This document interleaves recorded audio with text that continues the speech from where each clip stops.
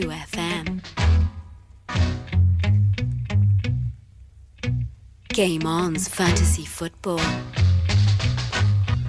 And you're very welcome along to the Game On Fantasy Football podcast. It is Game Week 17. It is almost Christmas time.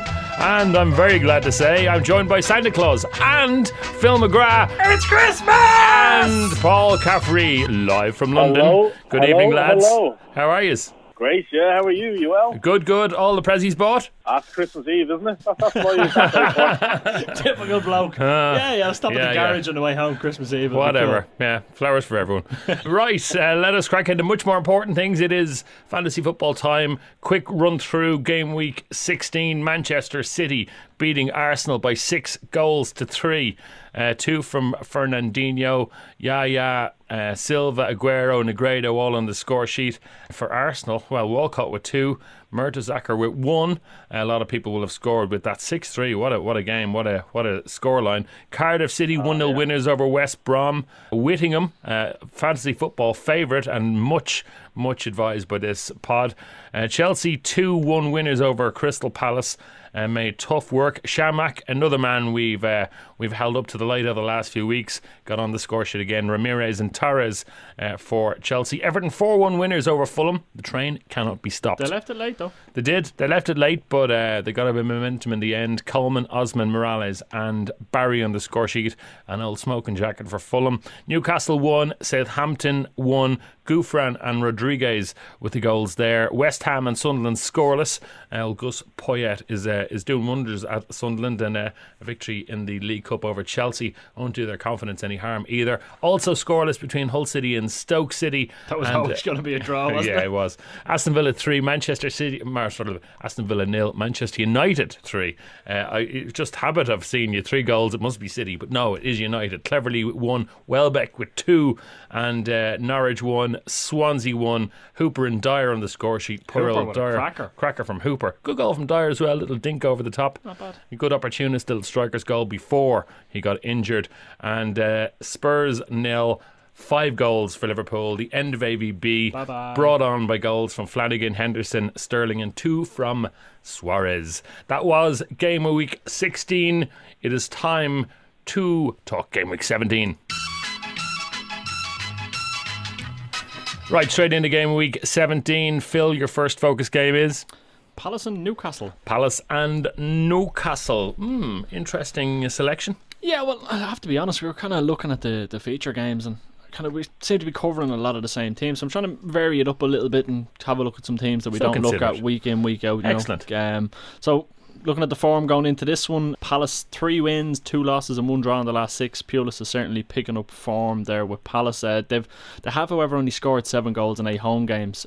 They've conceded 10 during that time, but 3 clean sheets certainly will have brightened them up a little bit. So good going by them. In fact, they've 4 clean sheets in the last 6, with the 3 of those coming at home. Newcastle, on the other hand, they've 4 wins, 1 loss and 1 draw in the last 6, scoring 9 goals in 8 away games, conceding 14 with 2 clean sheets on the road.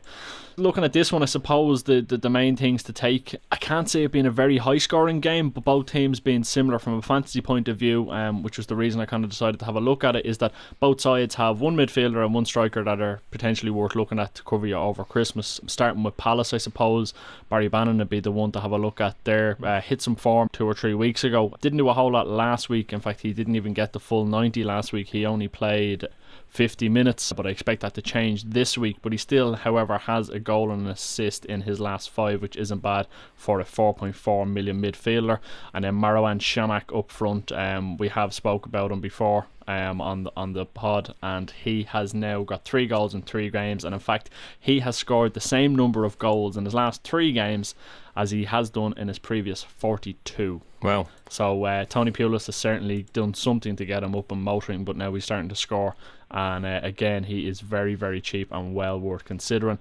Newcastle side of things then, Cabaye is still looking for his move out of Newcastle, and he'll be playing for that. Of course, he was suspended last time out. He's now back and should feature this weekend, and certainly you'd fancy a man of his talents to do well against Palace's midfield. No disrespect to him, but Cabaye is in a different league altogether. At 6.5 million, you'd have to look to him, and he has been doing well. I'd like to see a bit more from him, but with 3 goals and 4 assists so far this season, I think we could see that coming up. And then, like Remy is another one. He is off the boil in the last couple of weeks. Hasn't scored in his last 4, but this could be the game that could see him get back on the score sheet and give him a good run into Christmas. What about Johan Gouffran? Gouffran is on form. However, the one thing worth noting, certainly when you look at his stats and you see that he's got 4 goals in his last 7, you think, yeah, definitely well worth a look. However, all 4 of those goals have come at home, so it just doesn't seem that his form travels very well. Yeah, so I think to add on to that, Gouffran, although he's a very good player, he holds the ball up very well. He does play a little bit deep at times, so it makes sense that the home games when Newcastle are Preston is when he's getting the majority of his points. All right. I think there's another point to add on that. One final piece would be, I think Crystal Palace are great value for clean sheets over the Christmas period. If you look at the games they have, obviously Newcastle this weekend, we've mentioned that they've got strikers that aren't quite firing on all cylinders. They also have home games against Norwich and Stoke coming up, which is potentially clean sheet territory, and a trip to Villa, which isn't proven to be the most difficult place to go at the moment. So with that in mind, I mean, Julian Speroni, he's only 4.5 million, or you could be even, or maybe Joe Ward, he's 4 million.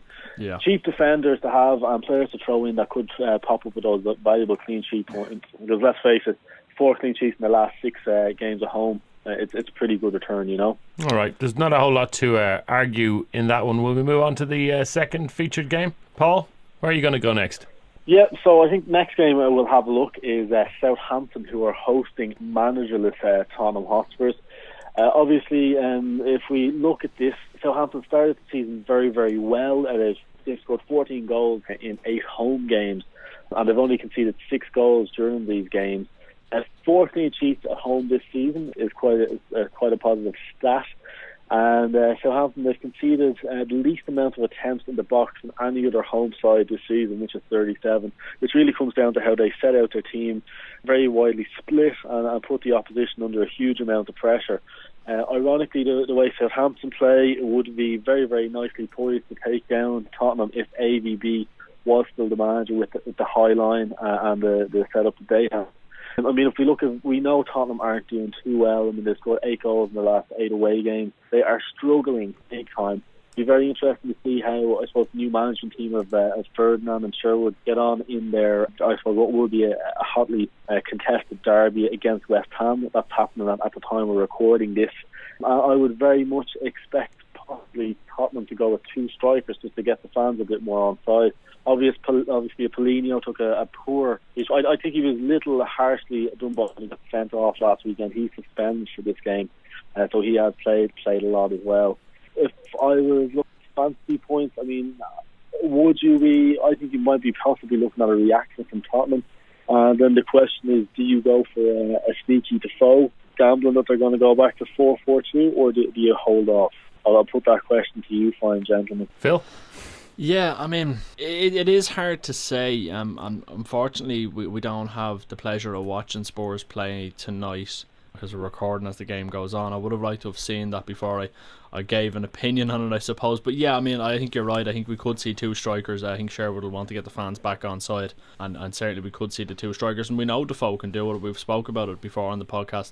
He is a man that scored goals everywhere he's gone throughout his career. Yes, he's pushing on in years, and he could be a cheeky shout for a differential over the next couple of weeks. But we'll have to wait and see whether he does play. It's going to be interesting to see how long Spurs go without appointing a manager. I mean, from what I'm hearing within Tottenham, I mean, Sherwood's relationship with Daniel Levy is very, very strong. They do get on very, very well. He's a better working relationship than AVB would have had with Levy. And with Ferdinand in there, if they get a couple of results, they may be given the rest of the season. There's been a couple of names touted as coming in, but nothing solid as of yet, which kind of leads me to believe that they haven't really thought it through 100% yet as to who would be the likely successor. I know Chris Waddle's name was one that was mentioned. Glenn Hoddle as well is another name I've heard as well. He's always linked to the Tottenham job, though, isn't he? Every time it comes up. If there's ever a clear way for him back into football, this might be it. Let us not get too worried about the worries of the Spurs board, because we're looking for points here. And I suppose the one thing I'd like to say is that you always have this, no matter who the new manager is, every player in the squad is going to approach the new games under the new boss completely differently, because they're really going to be fighting for their places. So you will see some sort of an effect by the new management team coming in. Yeah, I think certainly you will. Maybe less rotation, maybe a bit more consistency. I think that's what Spurs need. And I mean, that kind of goes back to a question we've asked before about exactly how many of the players brought into Tottenham were brought in by AVB. That's something that's going to come down to, but again, that's not for us to discuss here and now. Fantasy points wise, I do fancy Southampton to nick a goal or two. I think Jay Rodriguez is probably their best bet with 6 goals in his last 10. Isn't a bad shout there. Will be probably the mainstay, I think, if you're a fancy Southampton to get a goal. Outside of that, for Tottenham, like I said, it is hard to say depending on how they line up. Pellegrini would have been the one that you might look at. He's been possibly the only real bright spark of their season so far, and he's suspended. But it's going to be an interesting couple of weeks, I think, for Tottenham. They have so many high-class midfielders as well. I mean, their salvation, if it does come, could come from anywhere. Yeah, well, Holtby might be one that could, if he gets a run of games, has looked like he could do something and go on a run, but it remains to be seen. Paul, anything before we wrap that one up? Anything else to say? Yeah, I think Walker could be worth a look, so I'd expect him to go 4-4-2 and play a proper defence as opposed to the kind of foolish high-line tactics that they were trying that got them in so much trouble over those games where they were particularly hammered in. So to be a tighten up at the back and potentially clean sheets. And then, as I say, Defoe is absolutely one to be watched. I'd be very, very surprised if they don't go 4-4-2 and he doesn't get a run of games. Also, they might be looking to move him on in January, so this is kind of a time to maybe put him in the shop window as well. Could be beneficial for both parties, you know. Yeah, well, him and Les Ferdinand do have a good relationship. I think when Defoe went to Spurs first, Ferdinand was there, and pretty much Defoe has said himself that he learnt a lot of what he has in the locker now from Ferdinand, and that relationship has continued throughout their working careers. So I think if he is likely to get a call, I think with Ferdinand there is only going to help the cause. Christmas card list all around. Good relationships at Spurs. On the Southampton side of things, you mentioned Rodriguez as well up front. In the midfield, I suppose continued interest in Lallana. He seems like the only sort of bright spark in terms of fantasy football in that midfield. Yeah, my worry with Lallana is that a lot of his returns seem to be coming away from home, where he doesn't quite seem to be producing the goods at St Mary's, which is a worry. But you know, it can change week to week in many cases. But I mean, the one thing for fantasy managers to know who had a vested interest in the Southampton rearguard is that Klein is expected back for this one. So I think there was quite a few managers waiting to see how that one panned out, whether they were going to ship him or save him. So it looks like he's going to be back, hopefully. We'll wait for that to be confirmed on Friday, but just want to keep an eye out. And obviously Boric and Wanyama are still out. One more player to throw in the mix there, Stephen Davis. He's 4.7 million. When he gets a run of games in Southampton, he does very well, and he kind of plays a little bit behind the strikers in a slightly defensive midfielder, but he gets forward and he does get shots off, and he's an eye for a pass. So if it looks like he's going to get a run over the Christmas period, you know, at that price he might be a handy player to throw in. 4.7 is Stephen Davis. Right, the third and last of our focus games, Phil, is down to the Emirates. Okay, Arsenal and Chelsea. Tough game to call, but I look forward to you attempting it. Right, start with the home team. Arsenal on the back of a 6-3 defeat to Man City. Yeah, you've got to fancy them for a reaction. They've registered 17 goals in 8 home games. They were bullied off the ball. They were bullied all over the pitch. Performance by City. Brilliant. You can't deny them that. But Arsenal at home are in good scoring form. Like I said, 17 goals in 8 home games. Only 2 clean sheets, which is a concern. But they're unbeaten at home since that opening day loss to Villa. And at the second best conversion rate at home in the league at 13.8%, which kind of goes to show that they really are putting the pressure on. I think Walcott's return is certainly going to boost Arsenal's credentials, and that's what it's going to be this week. It is going to be a big test of their title credentials. I know Chelsea are coming off the back of the League Cup defeat where they were forced to play extra time against Sunderland, and credit to Sunderland, they played very, very well when they looked like they were down and out. Chelsea too will be looking for reaction. They've registered 13 goals in 8 away games and conceded 11 with 2 clean sheets on the road. Not scoring enough goals. They're that's what Jose said. Goals. Yeah, and that's the problem. They're not taking. They are creating chances, but they're not taking them. It's that old problem in football. You're not scoring enough goals and you're letting too many in at the back. That's it. If only the game was that simple. Oh, no, it is. Oh, wait, hang That's on. But yeah, I mean, looking into this one, I mean, Ozil is certainly one to still consider. I've said it time and time again. He's a big game player and produced the goods when the big teams come to town. He's got 4 goals and 4 assists at home this season. Apart from Man City last week, where he wouldn't even track back. That was away from home. Okay, I'm talking about at the Emirates. I'm with you now. 4 goals, 4 assists at home this season, and just to remember, he has scored 4 goals and 8 assists all season. So with a lion's share of those coming at home. So for me, he's certainly one to consider. I think Theo Walcott is now in at a differential.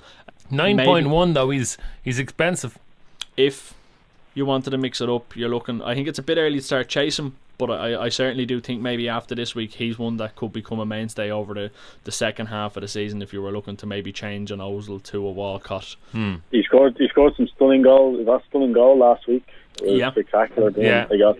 I also think Arsenal, although they lost 6-3, they didn't actually play that bad. A lot of the goals came towards the end of the game. Wilshere was bullied out of the game by Fernandinho, who he's been playing very solidly all season, and I suppose the goals added to his performance really kind of, I suppose, led to him catching the eye. But he looked very composed in front of goal, isn't he? Very composed in front of goal when he does get his chance. Yeah, he's got goals in the locker, and that's he just doesn't get forward as much as he perhaps could. He's maybe more doing a role for the team. But there's a few other factors. If you look at this, if results go against Arsenal this weekend, they go from having a 5-point lead to what less than a week ago to being possibly fourth in the table. And if we read into it a bit further, Arsene Wenger has never beaten a Jose Mourinho side. So this is an absolutely huge test for Arsenal. And they've really got the question of, well, what do we go out and do? Do we try, I suppose, keep a defence, keep the game as tight as possible, or do we go out and actually try to outscore the opposition? And as you've alluded to, I think this is really a game where they're actually going to go and do the latter, where they're going to go to score more goals, because Chelsea have frailties at the back. Up front, look, all their strikers, I mean, their top, they have like 2 goals apiece all season, so not a huge threat there. Yes, the midfield is very, very strong, and that's something we've seen on Chelsea the last couple of years. But if Arsenal are serious about the title, that is what they're going to have to go and do this weekend. So absolutely huge for them. I mean, I would be gambling on having a few Arsenal players in there, because I think they are going to get points. Look, I have Ramsey, he's going to play. I have Ozil. I would even consider looking at a Giroud. So I think there is going to be some joy there. I can't wait to watch the game. And from a fantasy perspective, I see points for Arsenal. I have a couple. I have John Terry. I'll play John Terry. I'll probably play him for his goal scorer and threat from corners more than anything else. Then maybe if you have Hazard, you have to throw him in there because of the attacking form. He's probably going to have his best season in the blue shirt this year. And then I have question marks about Frank Lampard. I think this will. I don't think I'd play Frank Lampard if I was Mourinho in this game, so I wouldn't be looking at putting him in my fantasy team this weekend. But that's not to say he couldn't pop up with a penalty or something, you know. Yeah, well, it's quite interesting. I mean, you've mentioned Hazard and you mentioned Lampard. On the road this season, those two are Chelsea's top scorers with 3 goals apiece. Whether we can read too much into that or not, I don't know. I think the Emirates is a different beast. Was Lampard the brace, though? Was it 2 against West Ham or something along those lines? I'm not 100%. It's a 2-1 game. But full breeze. Yeah, I think Hazard is going to have an influence in this one. I don't see clean sheets. I do see attacking points all around.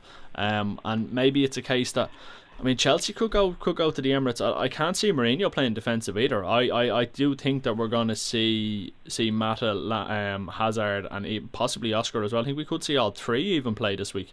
Oscar will definitely play. He left. I mean, he could even throw Shirley in, actually. Yeah. I do think they will. I think this one is just going to be all-out war. And the points could come from anywhere. If I had players on either side, I'd play them, because this one has the potential to just go up. You know? I know we've just listed out loads of Chelsea midfielders. I really like the look of Ramirez in the last couple of weeks as well. I know he plays quite defensively. He does play quite deep. But at 6.4, he's starting to sort of wander up now, and an assist and a goal in recent games as well has probably made him catch my eye. But anyway, it was also his price at 6.4. Good goals as well. He's got good goals in the locker, you know. Okay, he's only got the one this year, but he got a couple last year, so. All right, let's move on. Best of the rest is on the way. Right, we didn't go near Anfield. Let's very quickly go to Anfield and start with Luis Suarez. Apart from Luis Suarez, it's the usual suspects. We're going to fly through best of the rest today because with the teams we have on offer, we pretty much know everything. I sold Skirtle and bought Flanagan this week just to free up a bit of money. A lot of people might do that. Yeah, no, we'd certainly be looking at Flanagan this week. Well done. He was thanks, lads. He was a good performer last week. Got a goal. Yeah, you'd have to fancy them for a clean sheet as well at home to Cardiff. Simon Mignolet comes in as well. I had Flanagan on the bench last week. Well done. I hurt. But Coleman got a goal though. He got in ahead of him, so I was like, tough toss-up. Yeah. Liverpool midfield still. Gerrard is out. I'm probably going to avoid it like the plague. The only one in there for me is Coutinho, and he's still not consistent enough for my liking. And Henderson at 5.9. I mean, he had a great game last week, but your one swallow does not make a spring. That is true. Indeed. It is. I mean, the point was made on that game that it was Gerrard's absence which gave him the freedom to actually play and express himself. So it'll be interesting to see if he continues that, or as you say, it was a single individual performance. Yeah, well, I mean, Rodgers did kind of say, that he threw the gauntlet down to the players to step up in the absence of Gerrard, and they certainly did that. There's no doubt about it.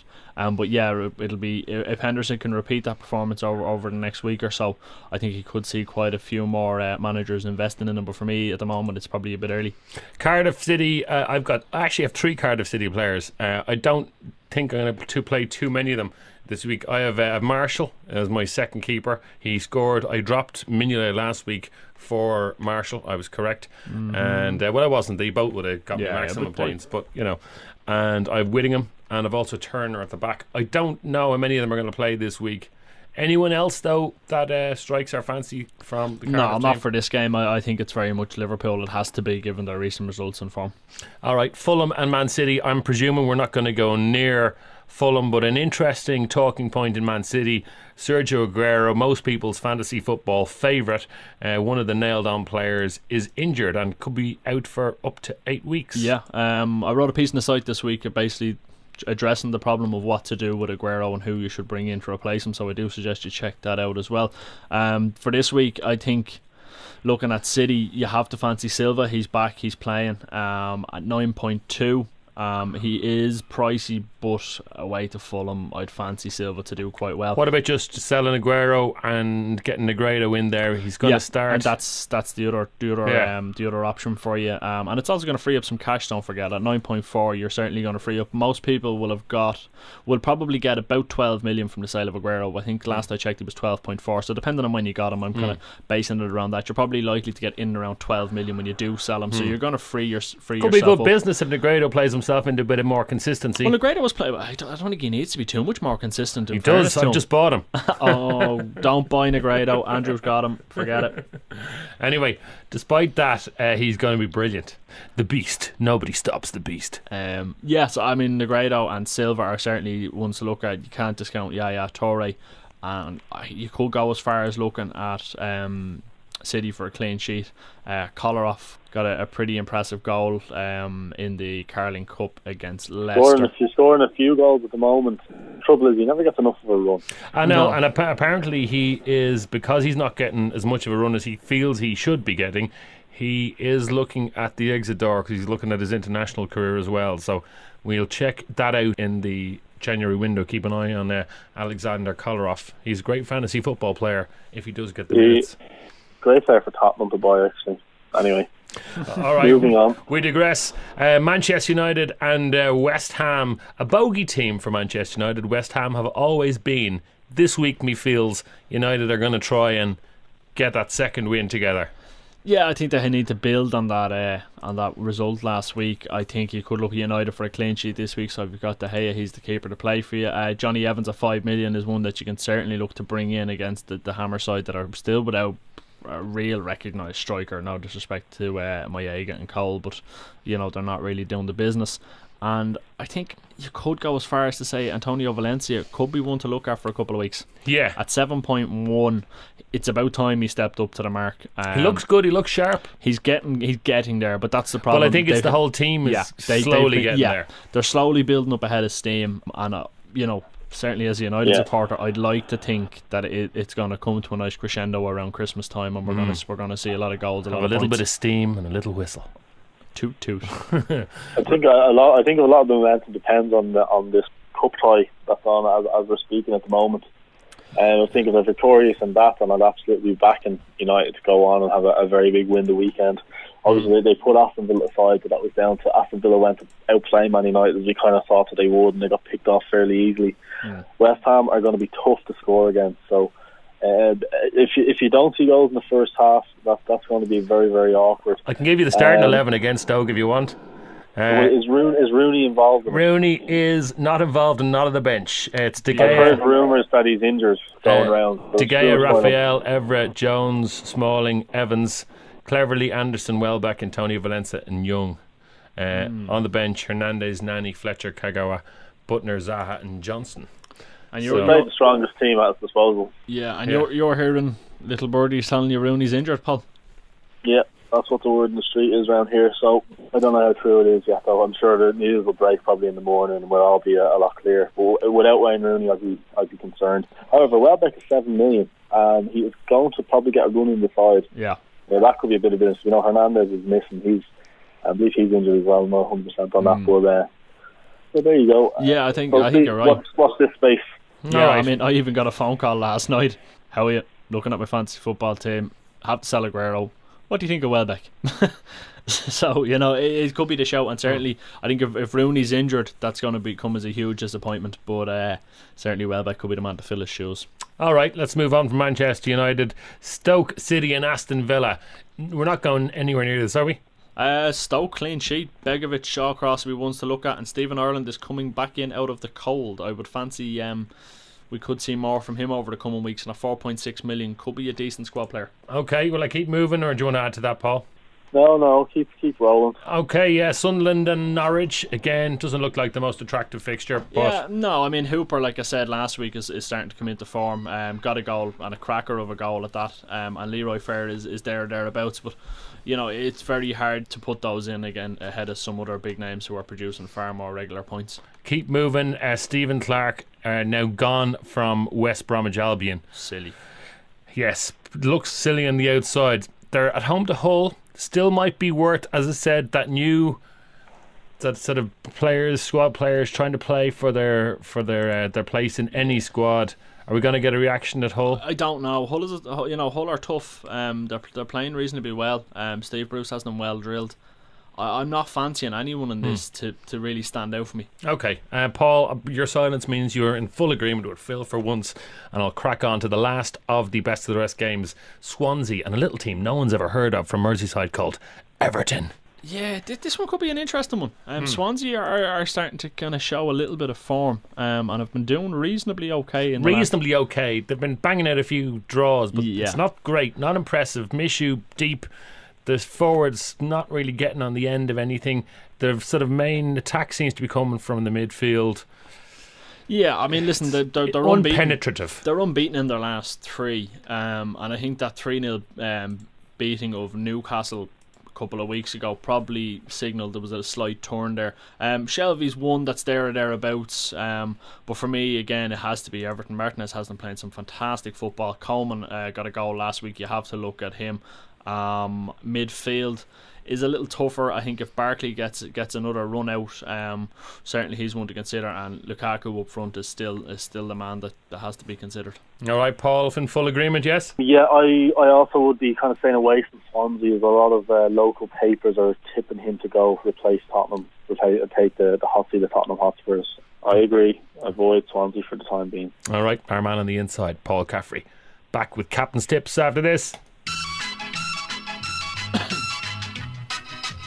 So, the most important question of every week, who are you going to captain? Who is going to get double points? Phil, the modern master of the captain's pick, I'm going to give you the first captain's pick. You've been so accurate in the last couple of weeks. Even when you didn't mean to be, you have been. What can I say?